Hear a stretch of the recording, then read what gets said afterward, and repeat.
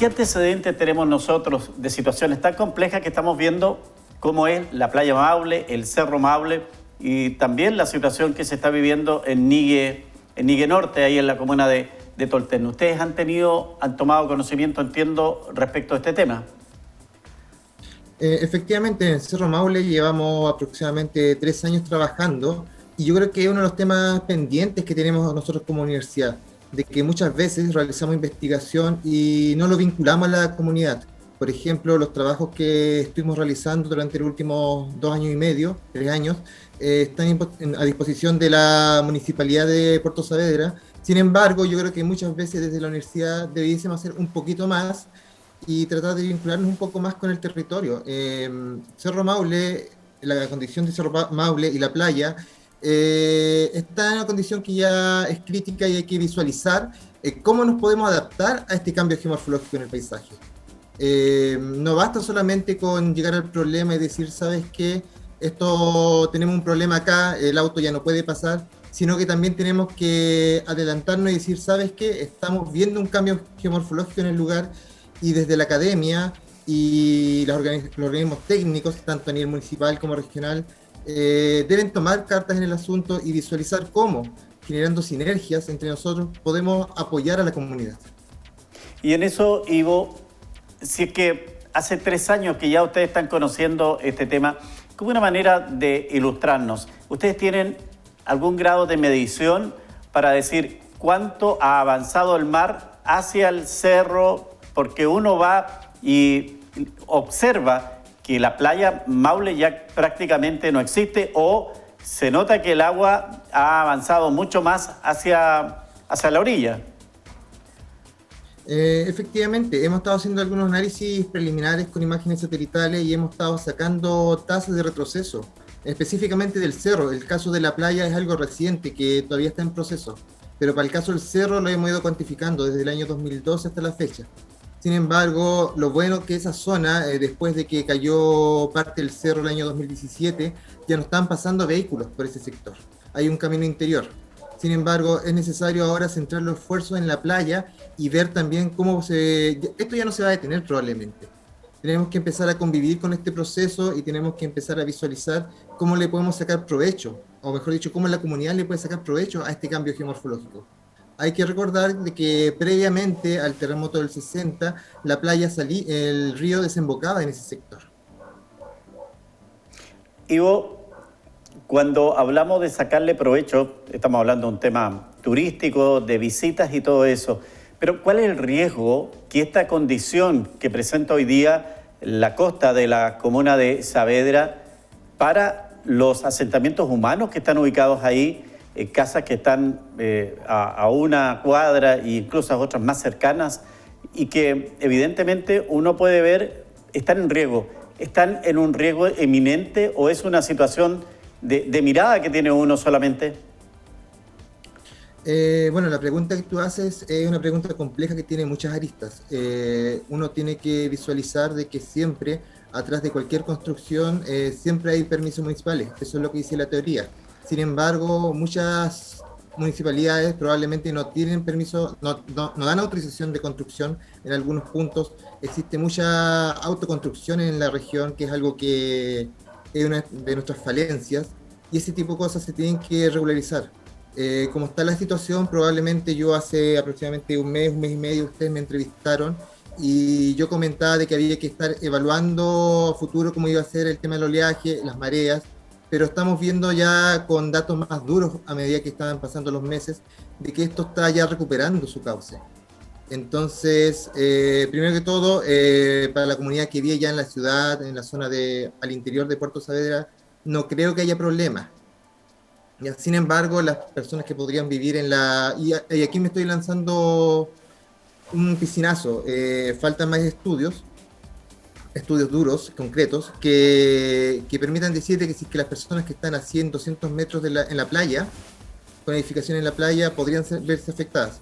Y en ese sentido es una pregunta abierta, que yo creo que en estos momentos cualquier comentario que yo diga ahora lo estaría dando simplemente probablemente desde el corazón, más que desde una evidencia o un dato duro.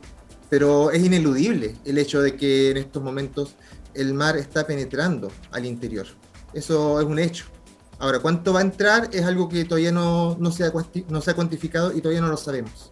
Me parece muy responsable lo que usted me comenta, Ivo, porque uno se pregunta, ¿quién en esto tiene hoy día la responsabilidad de monitorear esto? Conversamos con el Seremi de Obras Públicas el lunes pasado y él iba ya y anuncia que se van a hacer una serie de obras para permitir reforzar esa área de Saavedra. Pero claro, esa es una mitigación que puede ser a mediano plazo, pero usted me dice que efectivamente el mar sigue avanzando hacia la playa, hacia el lugar donde el Cerro Maule se ha mostrado con derrumbes. De tal forma que uno preguntaría, ¿quién es el responsable de estar midiendo esto?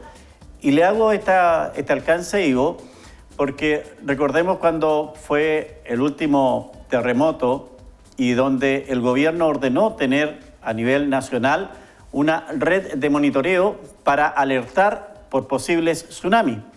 Todo el país lo tiene, a excepción de la Araucanía. Entonces, ¿quién es responsable, en definitiva, de decirnos, esto es alerta, estamos en alerta verde, amarilla, roja, y de aquí para adelante hay que mirar con otros ojos la situación de Saavedra y sus centros urbanos? Bueno, con respecto al tema de las alertas, alarmas o alertas tempranas, es un tema más complejo que actualmente a nivel nacional y legalmente está disgregado en varias instituciones. Por ejemplo, todo lo que es oleaje, marea lo ve el CHOA, pero el CHOA solamente revisa hasta donde llega la costa. En el caso de sismos, alertas de sismos, lo hace el Centro Sismológico Nacional, que depende de la ONEMI y de la Universidad de Chile. En el caso de las alertas volcánicas, lo hace el Observatorio Vulcanológico de los Andes del Sur, el cual a su vez depende de Cernajimin. Entonces, si nosotros empezamos a visualizar cada posible amenaza que nos podemos ver afectados como región, existe una disgregación de esfuerzos y muchas veces algunos procesos empiezan a chocar con otros. Entonces, ahí a veces la opción más rápida y más efectiva es entrar a hablar a la mitigación que tú dices, porque en el proceso en donde nosotros nos coloquemos de acuerdo como sociedad de quién debe hacerse cargo de este problema, probablemente van a pasar otros 10 años. Entonces, aquí yo no quiero hacer polémica, simplemente quiero comentar una realidad a la cual nos estamos viendo enfrentados, ¿ya? De que tenemos una institucionalidad con respecto a las amenazas naturales que todavía sigue siendo débil y que en estos momentos está siendo abordado de un punto de vista legislativo. Y esperamos de que de aquí a los próximos meses hayan luces verdes para poder ordenar un poquito más este tema y que podamos visualizar cómo podemos evitar o prepararnos para eventos como el de Puerto Saavedra. Actualmente, y ahora entrando de lleno a tu pregunta, el tema de quién tendría que estar viendo esto está disgregado en varias partes. Está disgregado en el MOB, está disgregado en la ONEMI, que la ONEMI es el organismo técnico. Sin embargo, la ONEMI no tiene las competencias para poder ir y plantarse aquí a medir el nivel del mar o hacer estudios, que es una realidad. Entonces tampoco no se les puede culpar a ellos de que por qué no están haciendo la pega, porque en realidad no disponen de las capacidades ni las competencias técnicas para poder hacerlo. ¿Ya? Entonces aquí estamos viendo un ejemplo de cómo nuestra institucionalidad con respecto a las amenazas de desastre sigue siendo sumamente débil, a pesar de que llevamos 11 años del terremoto del 2010. Ivo, estamos en un proceso institucional en el país a las puertas de hacer una nueva Carta Magna. Temas como estos, que afectan a las personas, afectan a los habitantes del país, particularmente en la Araucanía, podrían ser también mirados desde una nueva constitución, en el sentido de que se pueda regularizar no quiero decir que esté mal hecho, pero a lo mejor esta desgregación de organismos para atender un solo tema fue efectiva en algún momento y hoy día debería entrar a cambiarse. Yo no creo que sea para tanto, pero sí alguna mirada debería tener esta nueva constitución para que, en definitiva, se sepa claramente cuáles son los servicios que deberían responder frente a esta situación que se está viviendo en las costas de la Araucanía. Bueno, en ese sentido, el tema de la nueva constitución es un tema peliagudo. Sin embargo, lo que se debiese respetar en dicha Carta Magna es siempre la vida humana. Y cuando yo estoy hablando de la vida humana, las personas que están viviendo en nuestro territorio, que están pisando día a día nuestro territorio. Tenemos que, como Estado, como sociedad, tratar de garantizar que esas personas tienen que tener la protección que en estos momentos no tenemos. Quizás hablar del concepto de amenazas naturales es demasiado específico. Sin embargo, la población tiene necesidades que día a día se ven enfrentadas y que en estos momentos estamos fallando como sociedad. Y aquí tenemos un buen ejemplo. Quizás una de las cosas que se podrían visualizar para la nueva Constitución es el tema de que el Estado tendría que ser un garante de la protección de las personas. Sí, el derecho a la vida. Más filosófico que... Exactamente. Y por ahí creo que puede ir, en definitiva, lo que uno reclama y que reclaman las autoridades de la zona costera en orden a tener la claridad de quién debe, en definitiva, asumir esto y no lo haga como lo hacemos porque no nos corresponde, pero igual lo hacemos. Que haya alguien que tenga que decir, señores, porque además, a ver, vamos a la parte más terrible, que podría ser, por ejemplo, determinar que por las circunstancias, por la condición que está presentando la costa de la Araucanía, hay que los asentamientos humanos ubicarlos o reubicarlos en otro sector. Eso no lo puede hacer solamente la municipalidad. Hay un tema que es mayor. Por lo tanto, en algún momento habrá que tomar una decisión y que haya los instrumentos legales y constitucionales para hacer eso. Sí, estoy completamente de acuerdo con tu comentario. Inclusive yo iría un poquito más allá. También hay otro tema, que hay una lista de las personas que viven ahí. Por ejemplo, yo te puedo comentar el caso de la erupción del volcán Chaitén. Chaitén quedó completamente tapado en depósitos del volcán. Sin embargo, las personas tenían un sentido de pertenencia al lugar que no se querían movilizar, lo cual es válido. Sus abuelos crecieron ahí, sus padres crecieron ahí, sus hijos ahora están creciendo ahí. Entonces siempre puede existir resistencia. Entonces ahí nuevamente se requiere un Estado fuerte que permita poder asegurar la calidad de vida de las personas. Y eso yo creo que veo con muy buenos ojos el tema constitucional porque nos permite como sociedad poder autoevaluarnos y a partir de una autoevaluación realista que sea representativa. Desde la persona que está viviendo en Puerto Saavedra hasta la persona que vive, no sé, en un lugar X, podamos saber cómo somos como sociedad y cómo podemos mejorar. Y ese es uno de los puntos buenos actualmente de la elaboración de la Carta Magna. Y inclusive, por ejemplo, el tema de la inclusión de pueblos originarios nos permite como región también tener otra mirada, que muchas veces en Temuco nosotros estamos sesgados. Pensamos que Temuco es la Araucanía, así como nosotros podemos decir que quizás Santiago no es Chile. Sin duda. Y que además permite un marco que de responsabilidades permitiría, por ejemplo, a la Universidad de la Frontera, que estamos de alguna manera comentando el trabajo que se ha hecho, tener más fuerza y tener más recursos en el sentido de poder avanzar a lo que significa un diagnóstico de que esto está en esta condición y es necesario reaccionar con tales y cuales medidas. Entonces también es una forma de poder tener contexto legal para poder actuar en una situación que podría transformarse en una verdadera tragedia. Esperar que nunca ocurra. Pero tenemos que anticiparnos a los hechos, por lo menos la mirada que tenemos, Ivo. Exactamente, de hecho en la Universidad de la Frontera existen capacidades formadas de aproximadamente ya por lo menos 20 años en distintas disciplinas. Tenemos ingeniería civil, que es una carrera reciente, tenemos que ve muchas veces tangencialmente estas cosas, tenemos ingeniería electrónica que ve el tema de sensoramiento, tenemos ingeniería matemática que muchas veces ve el tema de modelar cómo la ondita se está moviendo en el mar, etcétera, etcétera, etcétera. Entonces muchas veces con ese mea culpa yo partí, de que quizás como universidad nosotros tenemos muchas capacidades que todavía no han sido explotadas y que podríamos contribuir aún más al desarrollo de esta región. Sí, creo que nuestras comunidades, que nuestra región, somos una universidad nacional, pero evidentemente cuando está la solidaridad, comienza por casa, dicen, y evidentemente es aquí un tema que nuestra Casa de Estudios Superiores podría liderar ciertas investigaciones, ciertos trabajos, evidentemente si están los apoyos, los recursos y todo eso.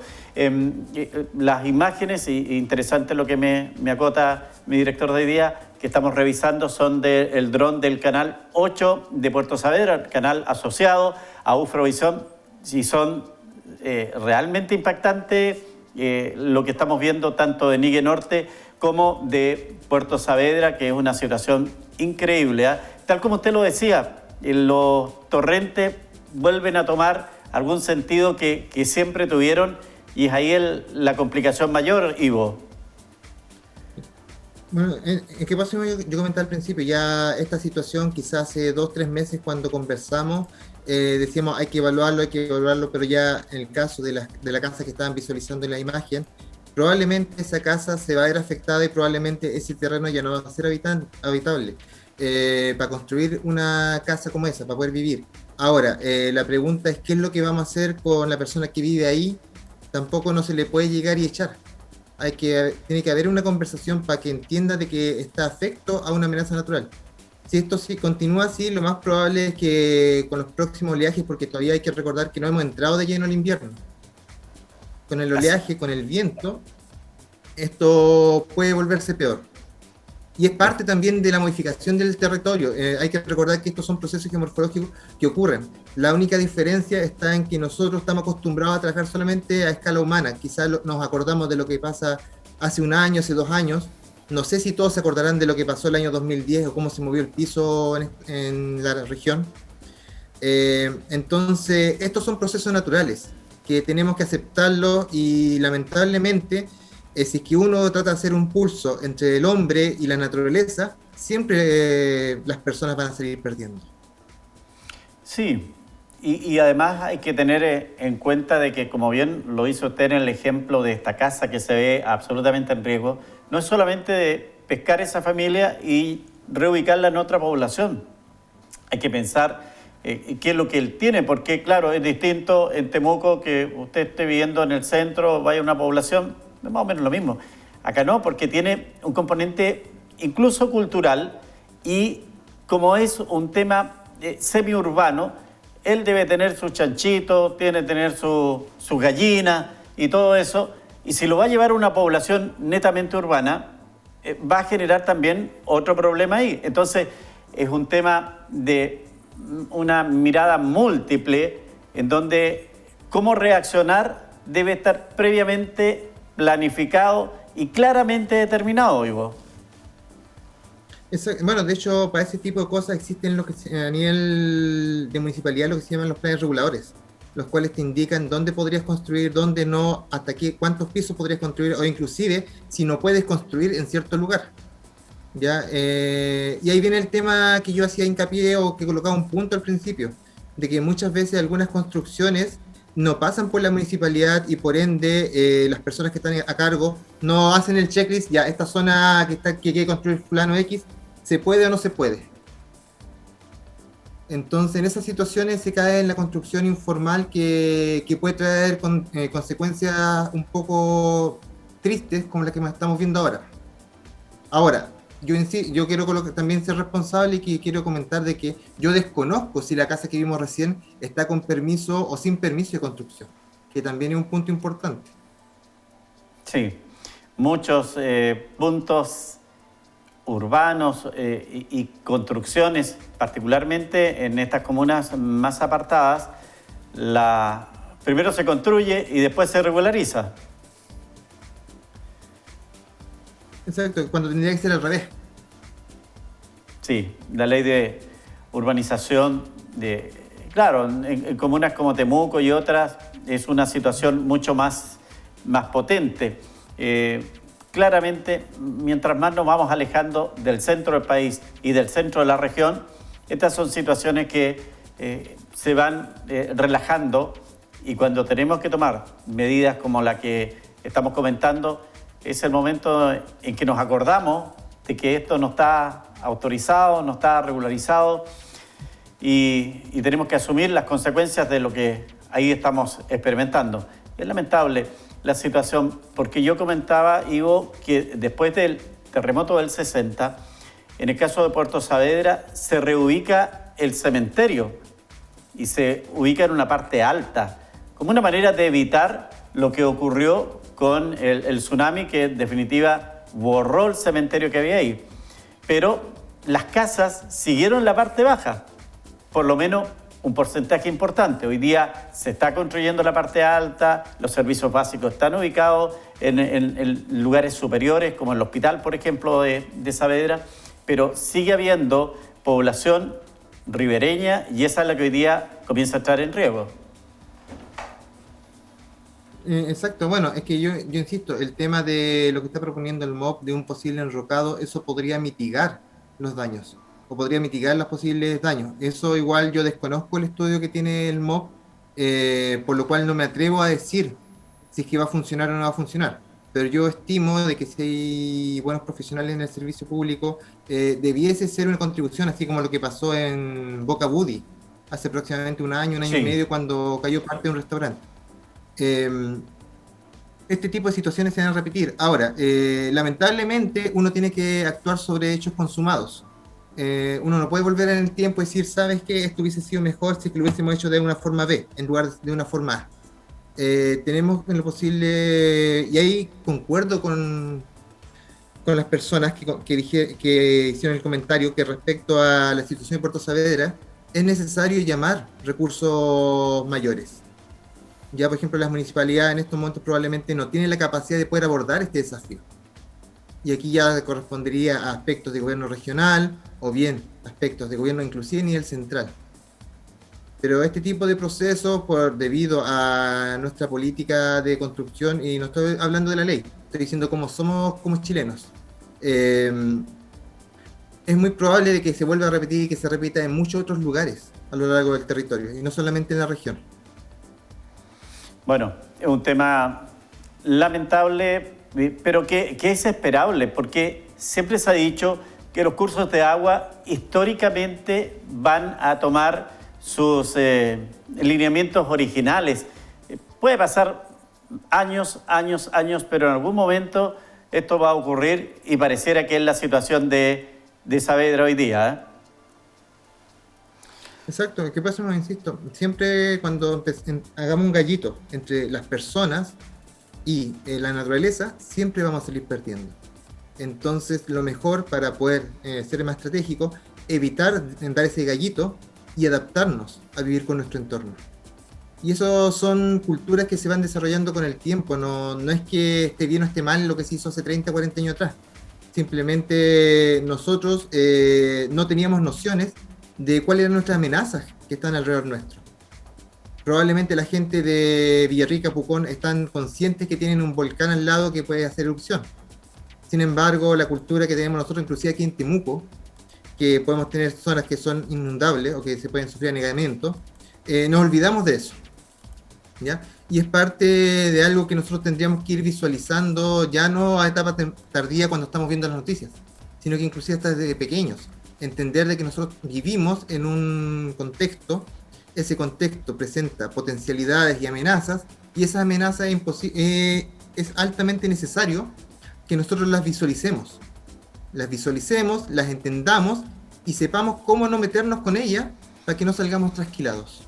Hacer cultura, hacer educación con las futuras generaciones, porque ¿usted cree, Ivo, que las personas que viven en la ribera del río Cautín, Amanecer, Santa Rosa, San Antonio, podrán tener memoria de que los inviernos, cuando el caudal del río Cautín alcanzaba los 1.300, 1.400 metros cúbicos por segundo, se inundaba completamente ese sector? En las casas hoy día donde ellos viven era un lecho de río.